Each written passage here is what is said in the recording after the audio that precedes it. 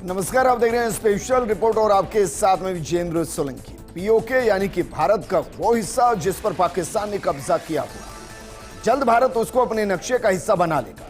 जिस अंग्रेजी हुकूमत ने जम्मू कश्मीर के टुकड़े किए, उसी अंग्रेजी देश इंग्लैंड में विदेश मंत्री एस जयशंकर ने पाकिस्तानी पत्रकार के सवाल पर ऐसा जवाब दिया कि हर कोई सोचने पर मजबूर हो गया कि क्या मोदी सरकार का अगला लक्ष्य है पीओके को भारत में शामिल करना है। क्योंकि एस जयशंकर ने यहां तक कह दिया कि इस पर काम शुरू हो चुका है, 3 चरण पूरे कर लिए गए हैं। ये 3 चरण कौन कौन से हैं और कैसे पीओके भारत में शामिल होगा, क्या पाकिस्तान के साथ जंग का अघोषित ऐलान हो चुका है और क्या चीन से भी टक्कर लेने की तैयारी भारत कर चुका है, साथ ही क्या अमेरिका इस दौरान भारत के साथ होगा। आज हम आपको पीओके बनने, आजादी से पहले के जम्मू कश्मीर, आजादी के बाद के जम्मू कश्मीर, अक्साई चिन्ह का बनना और जम्मू कश्मीर का 7 टुकड़ों में टूटना क्या है और क्या भारत लेकर रहेगा पीओके, आज, इतिहास, वर्तमान और भविष्य, सब आपको बताएं।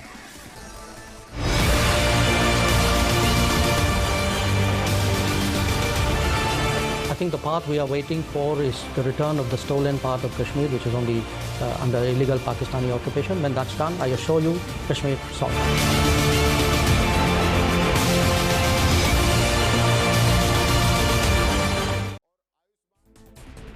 अब सोचिए, अंग्रेजी धरती, पाकिस्तानी पत्रकार का सवाल और एस जयशंकर का जवाब। जवाब क्या था और क्या पहली बार ऐसा एस जयशंकर ने कहा है और इसके मायने क्या है। जरा एक बार बयान को समझिए कि बयान क्या दिया गया है। क्योंकि 9 मई 2024 को एस जयशंकर ने एक बयान दिया था और वो बयान क्या था कि पीओके को लेकर संसद में प्रस्ताव पारित हुआ है। हर राजनीतिक दल का मानना है कि पीओके भारत का हिस्सा है, आप कह सकते हैं अभिन्न अंग है। आर्टिकल 370 के बाद हमारी सरकार पीओके के दोबारा भारत का हिस्सा बनाने के लिए प्रतिबद्ध है। यहां तक कि जम्मू कश्मीर के अंदर जो चुनाव हुए उसमें पीओके के लिए विधानसभा में सीटों को रखा गया था, यह बताने के लिए कि पीओके भारत का है, पीओके भारत का था और पीओके भारत का रहेगा।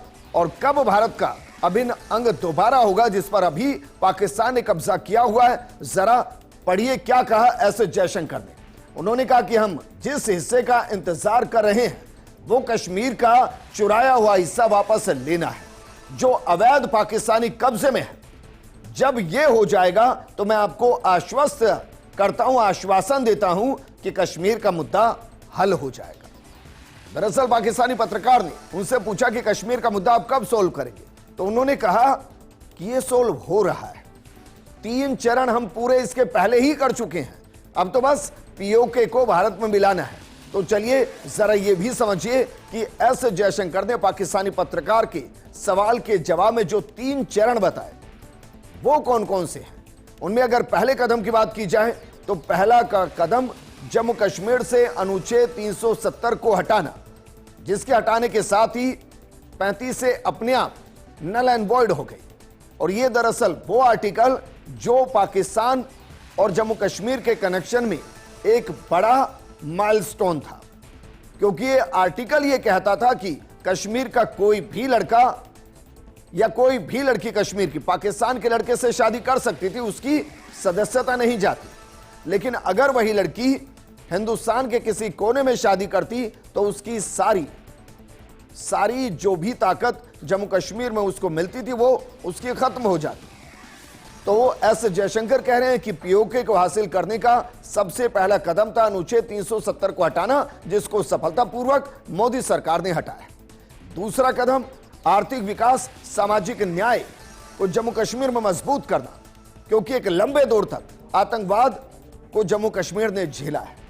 आर्थिक विकास को वहां 370 और 35A के जरिए रोका गया। इनके हटने के बाद वहां तेजी से विकास बढ़ा है, वहां तेजी से इंडस्ट्री बढ़ी है और सामाजिक न्याय भी बढ़ा है, क्योंकि अब वहां एक लोकतांत्रिक सरकार है। और उसके लिए ही तीसरा कदम उठाया गया और वो था चुनाव कराना।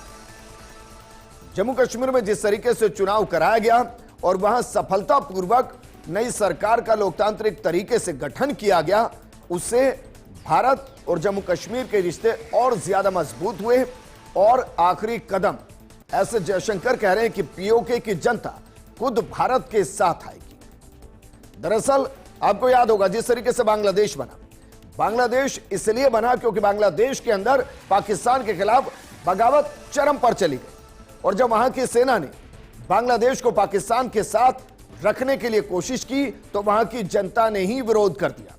तो क्या एस जयशंकर ये कह रहे हैं कि पीओके के अंदर जो पाकिस्तान मुर्दाबाद के नारे लग रहे हैं, जो हिंदुस्तान जिंदाबाद के नारे लग रहे हैं, क्या वहीं से पीओके अपने आप भारत के पास आ जाएगा? जरा इसको भी समझने की कोशिश कीजिए, क्योंकि पाकिस्तान के कब्जे वाले कश्मीर जिसे पीओके कहते हैं उसमें महंगाई लगभग चरम पर है और हर दूसरे दिन वहां प्रदर्शन होते रहते हैं। यहां लगातार स्थिति तनावपूर्ण बनी रहती है। लोग सड़कों पर उतरकर विरोध प्रदर्शन कई दशकों से कर रहे हैं। यहां तक कि पिछले कुछ दिनों महीनों के अंदर जरूरी चीजों के दाम वहां बढ़े और टैक्स में बढ़ोतरी के खिलाफ पीओके में सामाजिक कार्यकर्ता, व्यापारियों और वकीलों द्वारा गठित संयुक्त अवामी एक्शन कमेटी ने राजधानी मुजफ्फराबाद तक मार्च निकाला था। बीते दिनों ही लाखों प्रदर्शनकारियों ने मुजफ्फराबाद की तरफ प्रदर्शन किया था और पुलिस ने इस मार्च को रोकने के लिए बल प्रयोग किया था और इसके कारण प्रदर्शनकारियों और पुलिस के बीच झड़पें हो गई थी। ऐसी घटनाएं लगातार पीओके में बढ़ती जा रही है। पाकिस्तान तो बौखलाकर यहां तक कह चुका है कि यह सब भारत करा रहा है। वहीं पीओके में लगातार पाकिस्तान मुर्दाबाद और भारत जिंदाबाद के नारे लगते हैं। इसके पीछे की वजह है कि पाकिस्तान की अर्थव्यवस्था में एक बड़ा हिस्सा पीओके से आता है, जबकि यहां के रहने वाले लोगों को पाकिस्तान ना तो रोजगार देता है और ना ही मूलभूत सुविधाएं मुहैया कराता है। यहां तक कि CPEC China Pakistan economical corridor जो बन रहा है उसमें बलूचों को मारा जा रहा है, जो आवाज उठा रहा है उनको अगवा किया जा रहा है और इस वजह से विरोध और ज्यादा बढ़ रहा है। और चाइना इस बात को बखूबी जानता है कि भारत एक दिन पीओके को हिंदुस्तान का हिस्सा बना लेगा और इसीलिए तेजी से चाइना पीओके के हिस्से पर कब्जा कर रहा है। या यूं कहिए कि पाकिस्तान लगातार उस हिस्से को चाइना को बेच रहा है। लेकिन क्या ऐसे जयशंकर पहले ऐसे नेता हैं जिन्होंने कहा है? बिल्कुल नहीं। चलिए आपको बताते हैं कि देश के गृह मंत्री अमित शाह से लेकर रक्षा मंत्री राजनाथ सिंह और बीजेपी अध्यक्ष जेपी नड्डा तक किस तरीके से पीओके को लेकर बयान दे चुके हैं। जरा इसको भी एक एक करके पढ़ने की कोशिश करते हैं। शुरुआत करते हैं अमित शाह के साथ। उन्होंने क्या कहा? पीओके भारत का हिस्सा है और हम इसे लेकर रहेंगे। सही समय पर सही एक्शन लिया जाएगा। यह 15 मई 2024 का बयान अमित शाह का। राजनाथ सिंह ने क्या कहा जरा देखिए। 5 मई 2024 को हमें पीओके पर अपना कब्जा करने के लिए बल का प्रयोग नहीं करना पड़ेगा, क्योंकि वहां के लोग ही कहेंगे कि हमें भारत में विलय करना चाहिए। ऐसी मांगे अब उठने भी लगी हैं। पीओके हमारा था, हमारा है और हमारा रहेगा। जबकि जेपी नड्डा क्या कह रहे हैं? श्यामा प्रसाद मुखर्जी ने नारा दिया था, वो कश्मीर हमारा है जो सारा का सारा है। पीओके को वापस भारत में मिलाकर बीजेपी अपने अधूरे एजेंडे को पूरा करेगी। प्रधानमंत्री मोदी के नेतृत्व में बीजेपी का पीओके को लेकर स्टैंड क्लियर है। 6 जुलाई 2024। तो किस तरीके से तमाम नेता एक सुर में पीओके को भारत में मिलाने की बात करें। और क्या ऐसे जयशंकर ने लंदन के अंदर बैठकर पाकिस्तानी पत्रकार के सवाल के जवाब में यह बता दिया कि वो दिन दूर नहीं जब भारत पीओके को लेकर रहेगा। लेकिन पीओके बना कैसे? जम्मू कश्मीर का इतिहास कैसे है? इस जम्मू कश्मीर के इतिहास में जम्मू कश्मीर के टुकड़े करने में अंग्रेजी हुकूमत का कितना हाथ है? और क्या सिर्फ कांग्रेस ने ही अक्साई चिन्ह चाइना को गिफ्ट किया, या उससे पहले अंग्रेजी हुकूमत भी जम्मू कश्मीर के एक हिस्से को चाइना को गिफ्ट कर चुकी थी? जरा इतिहास के पन्ने को पलटने की जरूरत है, क्योंकि भारत और चाइना के बीच 1914 में मैकमोहन रेखा खींची गई, जिसे ब्रिटिश अधिकारी हेनरी मैकमोहन ने खींचा था। तिब्बत ने इसे मान लिया था, लेकिन चीन ने इसे नहीं माना था। चीन ने कश्मीर रियासत के हुंजा, जो कि सबसे बड़े हिस्सा था, उस पर अपना दावा ठोक दिया। अंग्रेज अधिकारियों ने इस दावे का विरोध किए बिना ही चीन की बात मान ली। वायसराय लॉर्ड लैंसडाउन ने अपने एक पत्र में लिखा था, हम चीन को जितना मजबूत बना सकेंगे और जितना अधिक हम उसे काशगर यारकंद क्षेत्र पर अपना कब्जा बनाए रखने के लिए प्रेरित कर सकेंगे, उतना ही वो इस क्षेत्र में रूसी सेनाओं को आगे बढ़ने से रोकने में ब्रिटेन की मदद करेगा। 1937 तक चीन ने रस्कम घाटी पर भी अपना दावा ठोक दिया और इस तरह कश्मीर रियासत का बड़ा हिस्सा देश की आजादी से पहले ही अंग्रेजों ने चाइना को दे दिया था। लेकिन आजादी के बाद भी कश्मीर का एक बड़ा हिस्सा चाइना को दिया गया। आजादी के बाद भी कश्मीर को खंड खंड किया गया। अगस्त 1947 में इंडिया इंडिपेंडेंस एक्ट 1947 के अनुसार भारत और पाकिस्तान दो अलग देश के रूप में आजाद हुए। उस समय देश में 570 से ज्यादा रियासतें थी। इस एक्ट के अनुसार इन रियासतों के शासकों को यह फैसला करना था कि वो किसके साथ जाना चाहते हैं, भारत के साथ या पाकिस्तान के साथ, या फिर खुद आजाद रियासत बने रहना चाहते। आजादी के समय तक 560 रियासतों ने भारत में विलय का फैसला किया, लेकिन जूनागढ़, जम्मू कश्मीर और हैदराबाद ने स्वतंत्र रहने का फैसला लिया। भारत और पाकिस्तान दोनों में से किसी के साथ भी जाने का फैसला नहीं किया। विलियम नॉर्मन ब्राउन ने United states of India and Pakistan में लिखा। 24 अगस्त 1947 को पाकिस्तान ने महाराजा हरि सिंह को एक पत्र लिखा और इस चेतावनी भरे खत में लिखा, कश्मीर के महाराजा के लिए समय आ गया है कि उन्हें अपनी पसंद का तय करते हुए पाकिस्तान को चुनना चाहिए। अगर कश्मीर पाकिस्तान में शामिल नहीं होता तो उसे गंभीर संकट का सामना करना पड़ेगा।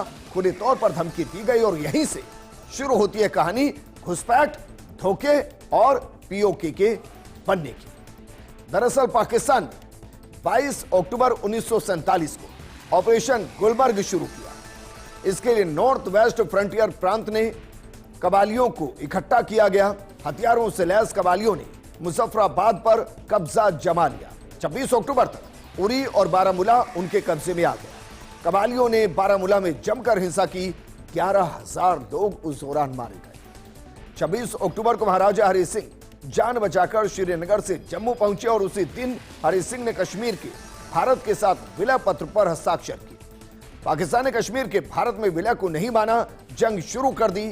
संयुक्त राष्ट्र संघ की देखरेख में 1 जनवरी 1949 को एलओसी का निर्धारण हुआ। जम्मू कश्मीर रियासत के जितने हिस्से को पाकिस्तान ने कब्जा लिया उसे पाकिस्तान अधिकृत कश्मीर या भारत की भाषा में पाकिस्तान ऑक्युपाइड कश्मीर कहा गया। 1971 में हार के बाद पाकिस्तान ने गिलगिट बाल्टिस्तान को पीओके से अलग कर दिया। बाकी बचे हिस्से को पाकिस्तान ने आजाद कश्मीर का नाम दिया। फिलहाल भारत के पास जम्मू कश्मीर रियासत का 60% हिस्सा, पाकिस्तान के पास 30% और चाइना के पास करीब 10% हिस्सा है। लेकिन जम्मू कश्मीर जो खंड खंड हो गया वो 7 हिस्सों में बंट चुका है। तो क्या जिस पीओके की बात की जा रही है उसमें वो तमाम हिस्से शामिल हैं जिनको लाने के लिए एस जयशंकर ने कहा है? जरा इसको भी समझिए और देखिए कि जम्मू कश्मीर के कितने हिस्से हो चुके हैं। शुरुआत करते हैं पहले हिस्से के साथ, जम्मू कश्मीर। जम्मू कश्मीर और लद्दाख जो भारत का अभिन्न अंग है। दूसरा हिस्सा जरा देखिए, ये वाला हिस्सा, ये आजादी से पहले अंग्रेजों ने चाइना को जो हिस्सा गिफ्ट किया, ये दरअसल वो हिस्सा है। तीसरा हिस्सा गिलगिट और बाल्टिस्तान, वो दरअसल ये जिसे हम पीओके का हिस्सा कहते हैं। चौथा पीओके का बचा हुआ हिस्सा, वो दरअसल ये वाला हिस्सा है जिसको एस जयशंकर भारत में मिलाने की बात कर रहे हैं। इसके अलावा पाकिस्तान ने चीन को जो गिफ्ट किया वो हिस्सा दरअसल ये हिस्सा है जिसको पाकिस्तान चाइना को गिफ्ट कर चुका है। इसके अलावा छठा हिस्सा अक्साई चिन, ये जो कांग्रेस के दौर में चाइना को दिया गया, ये दरअसल वो हिस्सा है। इसके अलावा 7वां सियाचिन ग्लेशियर जो भारत का ही हिस्सा है। लेकिन क्या जिस हम पीओके की बात कर रहे हैं, क्या उस पीओके के अंदर सिर्फ ये हिस्सा आएगा या ये पूरा हिस्सा आएगा? और उसके अलावा जो पाकिस्तान ने चाइना को गिफ्ट कर दिया है, क्या उस हिस्से को भी भारत वापस लेगा? इसको समझने की जरूरत, क्योंकि वर्तमान इस नक्शे में आप देखेंगे तो इस हिस्से के अलावा जो ये हिस्सा है, इस हिस्से के अंदर भी चाइना की घुसपैठ काफी हद तक बढ़ चुकी है। CPEC, China Pakistan economical corridor जो बन रहा है उसका एक बड़ा हिस्सा गिलगिट और बाल्टिस्तान से होकर गुजर रहा है और वहां बाकायदा बीते साल चाइना ने अपने देश में कानून लागू करते हुए चाइना की सेना को बाकी देशों में डेप्यूट करने का ऐलान कर दिया। यानी कि इन हिस्सों के अंदर बाकायदा चीन की सेना होगी जो ना सिर्फ अपनी इंडस्ट्री को कंट्रोल कर रही होगी बल्कि अगर इस हिस्से पर कोई और आएगा तो उससे लड़ने की भी तैयारी वो कर रहा होगा। अब सवाल यह है कि अगर ये सब कुछ है तो पीओके भारत के अंदर कैसे मिलेगा और कौन कौन सी चुनौतियों का सामना उसको करना पड़ेगा, जरा एक बार इसको भी समझ लीजिए। क्योंकि पीओके के वापस लाने के लिए भारत को दो मोर्चों पर जंग लड़नी हो। जैसा कि हम आपको बता रहे हैं, चीन सीपीईसी प्रोजेक्ट के तहत पाकिस्तान के गवादर पोर्ट से लेकर चीन के काशगार शहर तक के लिए एक हाईवे बना रहा है। 15 साल में 3000 किलोमीटर लंबे हाईवे के साथ रेलवे लाइन और पाइपलाइन नेटवर्क पर चाइना $65 बिलियन अमेरिकी डॉलर खर्च करने की तैयारी कर रहा है। चीन अपने इन पैसों को यूं ही बर्बाद नहीं होने देगा। ऐसे में किसी हमले की स्थिति में चीन सीधे जंग में हिस्सा ले सकता है। इसलिए अगर पीओके को भारत को वापस लाना है तो उसको चाइना का भी तोड़ निकालना पड़ेगा। इसके अलावा क्या समस्या आएगी? पहाड़ी जंग और पलटवार को क्या तैयार रहेंगे? क्योंकि करगिल को याद कीजिए सर, दुश्मन से लड़ने के लिए सेना को ट्रेनिंग के दौरान बताया जाता है कि मैदानी इलाकों में अटैकर वर्सेस डिफेंडर का रेशो 3:1 होता है, जबकि पहाड़ पर जंग के दौरान यही रेशो 9:1 होता है। मतलब अगर कोई पहाड़ी इलाके में ऊपर बैठा हुआ है तो वहां बैठा एक सैनिक नीचे के 9 सैनिकों के बराबर होता है और करगिल जंग के दौरान यह सब ने देखा है।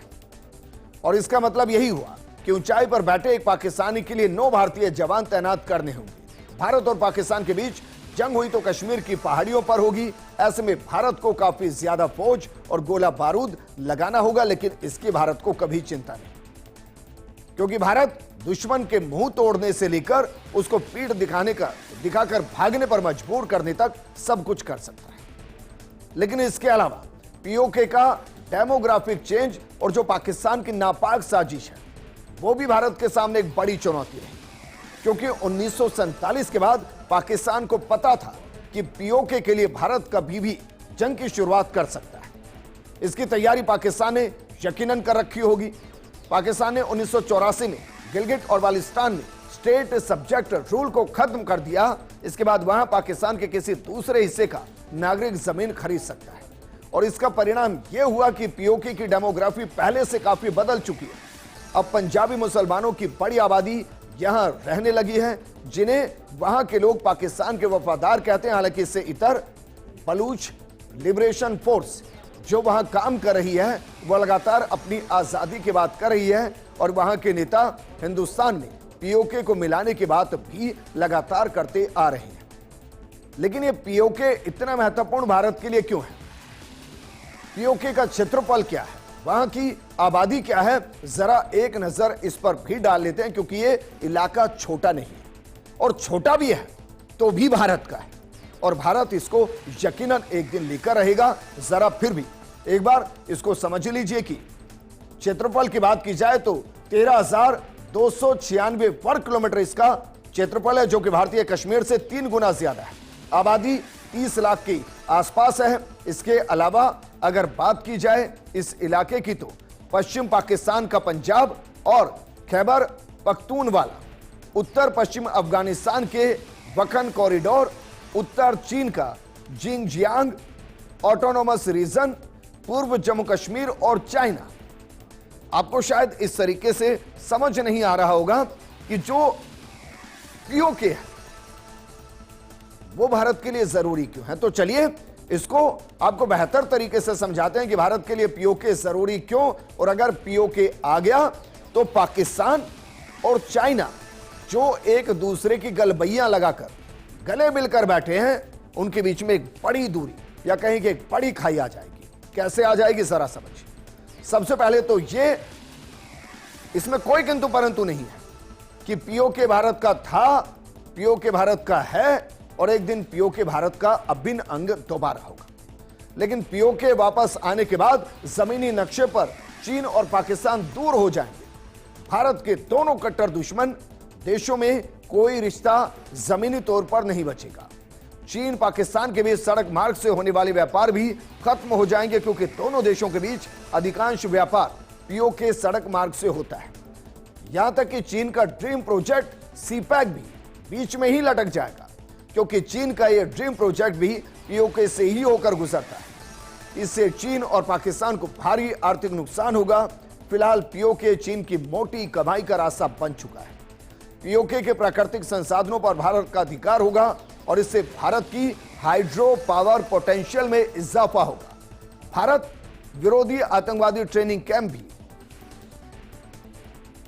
पाकिस्तान जो चलाता है वो पीओके से संचालित होते हैं, यानी कि जो भारत विरोधी आतंकी कैंप पाकिस्तान रन करता है वो ज्यादातर पीओके से संचालित होते हैं। भारत का कब्जा होने के बाद आतंकवाद पर भी अंकुश लगेगा, या कहिए कि पाकिस्तान की जो आतंकवाद की फैक्ट्री है उस पर एक बड़ा ताला लग जाएगा। और ये जो पीछे हम नक्शा आपको दिखा रहे हैं, ये दरअसल अखंड भारत का नक्शा है। क्या ये सपना पूरा होगा, ये सरकार को तय करना है। इस प्रोग्राम में फिलहाल इतना ही। आप बने रहिए फर्स्ट इंडिया न्यूज के साथ। नमस्कार।